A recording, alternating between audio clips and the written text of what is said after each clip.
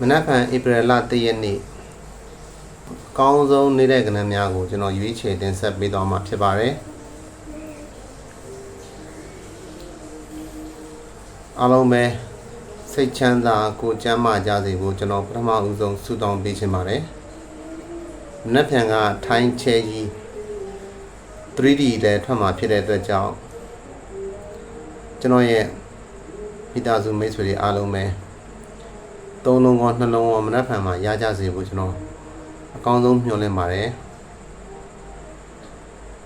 မနက်ဖြန်အတွက်အကောင်းဆုံးနေကုန်ဩခြင်းကတော့18ဖြစ်ပါတယ်အကောင်းဆုံးနေကုန်ဩခြင်းက18ပါအကောင်းဆုံးနေကုန်ကီ2.4အကောင်းဆုံးနေကုန်ကီကတော့2.4ဖြစ်ပါတယ်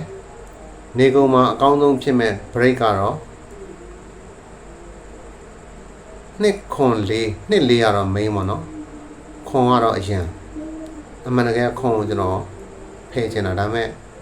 ကျွန်တော်ရဲ့မွေး break ကခွန် break ဆိုတော့ခွန်မပယ်ဘဲနဲ့ကျွန်တော်မနှက်ဖန်ကိုအရင်သဘောမျိုးနဲ့ထည့်ပေးထားပါတယ်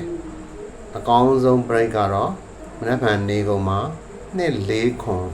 break ဖြစ်ပါတယ်မနှက်ဖန်မှာကျွန်တော်ရဲ့တပတ်စာတွေကအခွေဖြစ်တဲ့1.6ခွန်အခွေကထွက်နိုင်ကြီးအားကောင်းပါတယ်ကျွန်တော်ရဲ့တပတ်စာအခွေ1.6ခွန်မနှက်ဖန်အထူးခယူးဆိုင်ဖို့ကျွန်တော်မှားခြင်းပါတယ်6840ထွက်ပြီးရင်ကြံရက်တွေမှာအပူမပြောက်ပါဘူးအပူလာဖို့ရှိပါတယ်အပူလာနိုင်ကြီးအားကောင်းပါတယ်เนาะကျွန်တော်ကြိုက်တာတော့1ဘူး2ဘူးခွန်ဘူး6ဘူးเนาะအားလုံးပဲနှလုံးရော3လုံးရောပေါက်ပြီးတော့ကျွန်တော်ရဲ့မိတ်ဆွေတွေမိသားစုတွေအားလုံးပဲအလှူဒန်းတွေပြုလုပ်နိုင်ကြပါစေလို့ကျွန်တော်ဆုတောင်းပေးပါတယ်เนาะအားလုံးပဲဘိုင်ဘိုင်နှစ်ပြန်ကျွန်တော်တို့နေဖြစ်ဖို့ခြံလုံးများပါတယ်အားမလျှော့ကြပါနဲ့เนาะဟုတ်ကဲ့ပါ